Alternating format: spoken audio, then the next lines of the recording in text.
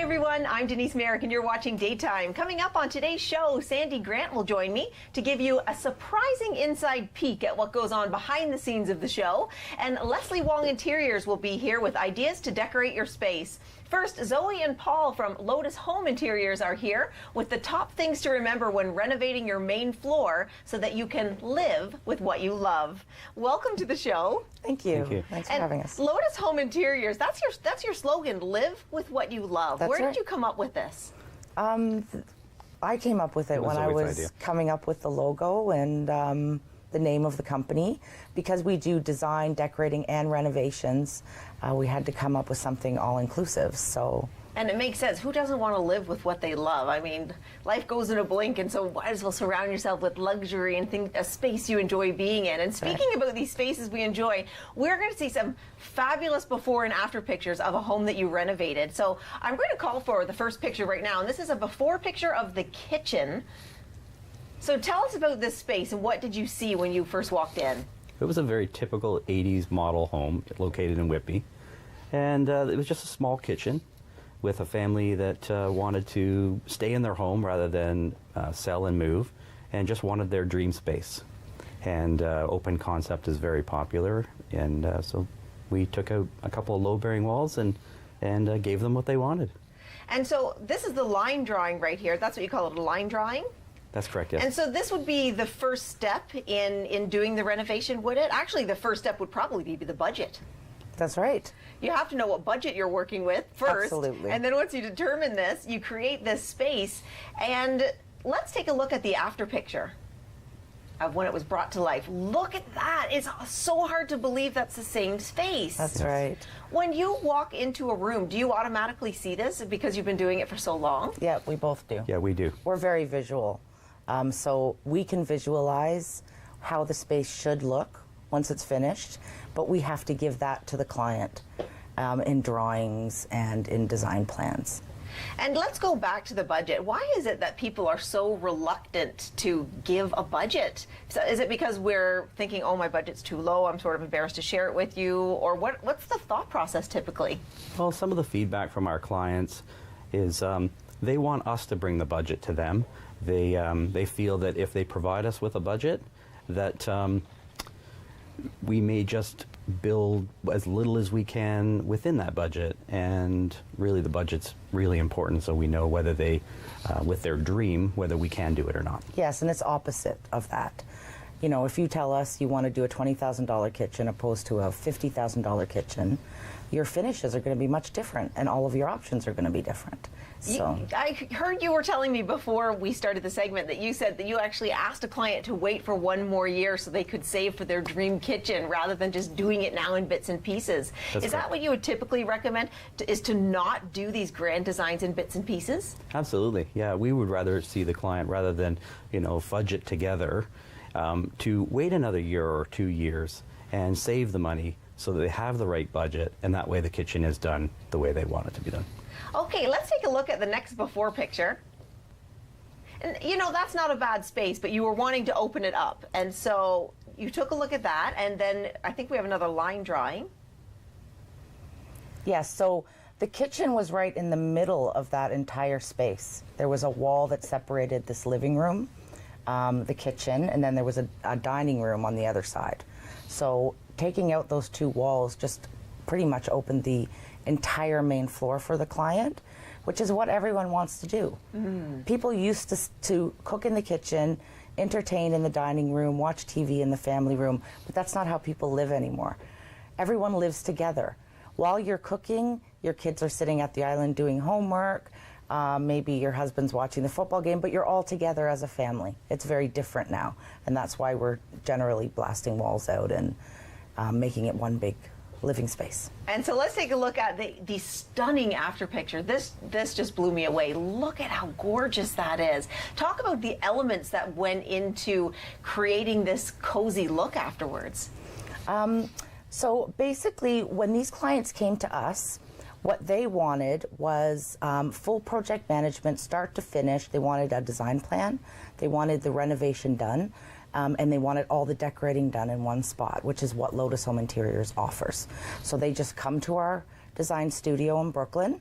They sit at the island. We show them all their finishes, all their drawings, all their colors, all their fixtures. And we pick everything out for them. We give them one inclusive contract, start to finish, no surprises. This is how much it will all cost, and this is what it will all look like. And that's what we did for this client. So we were able to incorporate the style of the sectional, the size of it, all the colors, the window treatments, as well as all their new flooring, their painting, and all their cabinetry. You know, it's interesting that you said no surprises. That really stood out for me, because sometimes we'll watch these home design shows and suddenly they're saying, oh, now $30,000 of your budget's going to be pulled out because you have mold or because you have bad pipes or bad electrical. Has that ever happened to you? No, it has not. We do a lot of work on the house prior to putting that final contract together. So we're looking for all those typical problematic situations, like you had mentioned earlier, termites and mold and things. We look for that ahead of time. And I'm third generation doing this. I've learned a lot from my grandfathers and my father. So you have the skill, you have the talent, you have the experience. Thank you so much for sharing it with us today. Absolutely stunning. And up next we have Leslie Wong Interiors. Stay with us.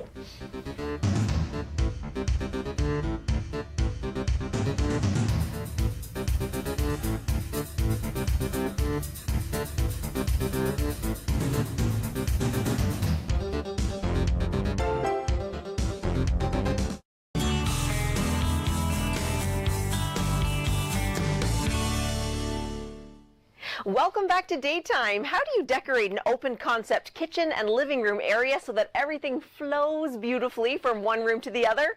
Leslie Wong Interiors is here with ideas for you. Leslie, welcome to Daytime. Thank you for having me back. So where do we start when it's an open concept? Do you start with the paint colors? Do you start with accessories? Where do you begin? Well, you have to consider the base elements that are going to be in the room. Open concept living became popular maybe about 10, 15 years ago when builders were building homes that way. And what was also popular at the time was choosing floors in an espresso finish or cabinetry in an espresso finish. So with those base elements, you have to then build your palette from that. So what we're going to do today, we're going to talk about how do you coordinate all those spaces into one cohesive plan. So you kind of have to treat the space like one big room, but with zones. So there's an eating zone, there's a living zone, there's a kitchen zone. What a great way to think of it. Yeah. Yeah. So what we're going to do is we're going to take a piece of inspiration from this artwork that we found that you would have in your living room. Okay. And we're going to pull our color palette from what we see here. So we've got some golds, some silvers. We've got a dark band that kind of speaks to the floor and the dark cabinetry that you might have, and a little bit of grays and greens in here too. So we're going to pull that as our inspiration and enjoy the colors throughout the rest of the space. Okay. So let's go over to the living room kitchen area. So you may have a chenille gray sofa. Oh, yes. I love it. The textures are so nice so and luxe. comfortable. And what we did is we pulled the pillow from the colors that are in the artwork and to carry it through and have it continuous in the space. Also in the kitchen, we add a little pop of red. Red is a great color for stimulating appetite, and so we often see it in kitchens or in dining rooms. And you'll notice here there's a little hit of red in there, so it's speaking to that in the kitchen and in the dining room. We can also move a little further along. Now you want to use red in a minimum. It's an accent piece, not the primary color. So we've got our color palette here, and we're going to incorporate into the dining space. So you want to maybe neutralize your table so it's ready for set for dinner. You can add neutral colored plates, maybe a couple of dishes and a pop of red. We've got the grays and the silvers in the napkins, a little touch of brass or red for your napkin rings. See, I like that they're mixing the colors and the elements now, so you can do the silvers with the gold and the brass. And Absolutely. It's okay to mix metals as long as you remember two key points. It has to be the same finish and the same intensity. You don't want super shiny silvers, matte gold. It can get a little jarring. So if you keep them in the same intensity, then it works just fine.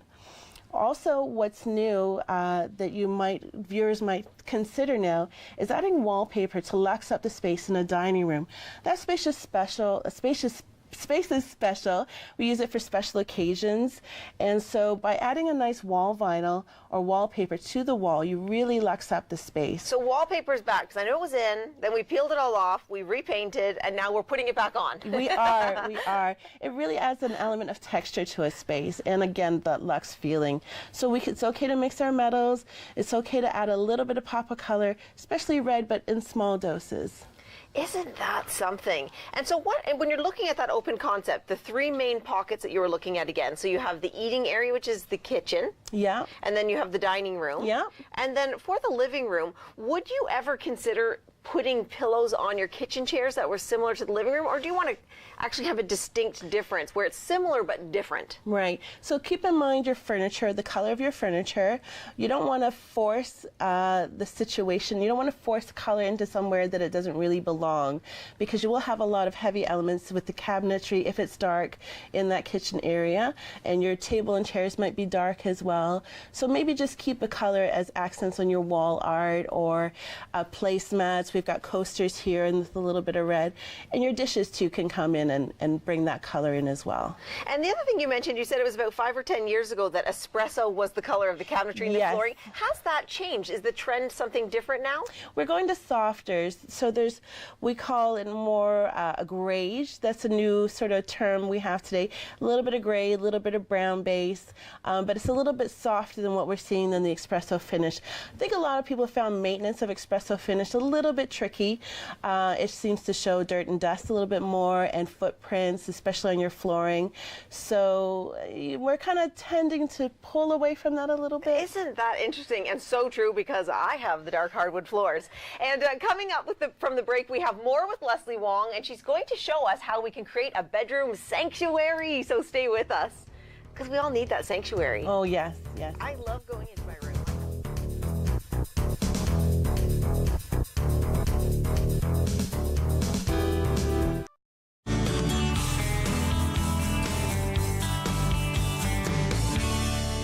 There we go.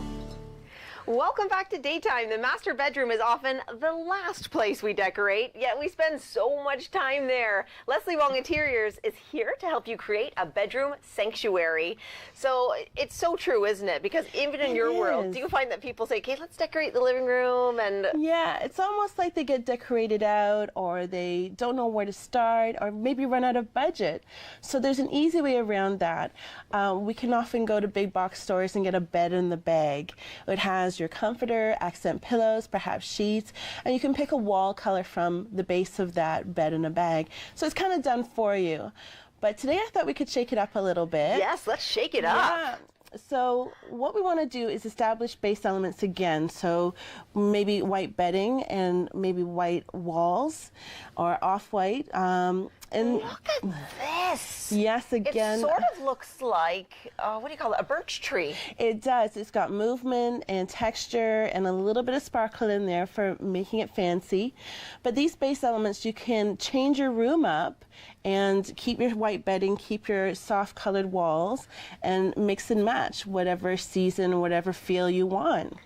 So today we thought we'll take our inspiration from this beautiful crushed velvet pillow. I saw it and just thought, I have to have it. And so from that, we're going to take this rosy color and we're going to bring it into our sheets. We have our white bedding. We've got this beautiful luxurious throw, the gray at the bottom of the bed. So it all works together, it marries together with this in the center as your pillow. So even though this is a rosy pink with the strong gray, it can be masculine too. So if it's a couple that's living in that space, a man and a woman, it sort of suits both. It does, it does. We've got the masculine strong elements, the soft feminine elements, so it works for both. Yeah. So, and then we've got the lamp with the dark shade, or the dark base, the light shade, and we've got our accent pieces in the rose gold and black, tying it all in together so it works harmoniously together. But say you get a little tired of the pink and gray and you're like, oh, I want to change it up. It's spring. What we can do is take those base elements, we can take our wall colors and our wall vinyl, apply it over here to a new setting, and take inspiration from something else. So I saw this scarf and I thought, oh, it's so great. I love the gray, purple, the greens, and florals are very popular on the runway, fashion runway in 2016. We're going to see them in 2017 again, and home decor often follows fashion, so you'll see the same elements come into your home after you see them on the runway. So we take our base elements, the wall color, the wall vinyl, and we add our new color palette based on this. What's fun is you can take this wherever you go to buy your accessories, and you don't have to carry around a big piece of bedding or even a piece of furniture. You don't have to carry that with you when you go shopping for your accessories. You take your inspiration piece, the scarf. You can wear your scarf and then sort of walk up to pieces. Exactly, and you can see, is it going to coordinate or not? And a tip is to go to a large store that has home decor essentials. And what you can do is you can shop in that store because their purchasers or store buyers have already coordinated things for that store, and you can buy because they've done all the work for you, and you just go into that one store, purchase what you want, and you have fun putting your room together. And you're showing us that we can make these dramatic changes even on a budget, because I was looking at the price of this lamp and I just have to say it's so expensive. Where was the price? It's $39. $39. I couldn't Yeah. believe it. And even this, if we're speaking about this piece right here, $25. Yeah. For a nice statement piece. Yeah, absolutely. So it doesn't have to break the bank. You can still get a beautiful feel based on where you shop. And again, we got all this from one store. All this is all from one store. So it's easy to coordinate and it's a lot of fun. Let's say that you find a statement piece like this beautiful clock that you want. How would you display that in a room? So now we have our dressers and the nightstands. Where would you position some of these pieces as a decorator? Well, and you come into the bedroom especially, you want to make the focal the bed. That's the whole purpose of the room, and that's what you want to see when you first come in the door. You should orientate your bed so that it is the first thing you see, and then dress it from there. Everything goes out from there. Oh my goodness, I'm telling you, are fantastic. Thank you. Do you recommend then switching up the paint colors on a regular basis just to get that dramatic pop? You can, but you have to be prepared for the work involved. Which is a big part is pulling out that bed and getting it out of the way. Thanks so much for being here. Thank you are you. terrific. And up next we have Sandy Grant, so stay with us. You really are terrific. Thank you. Thank you. I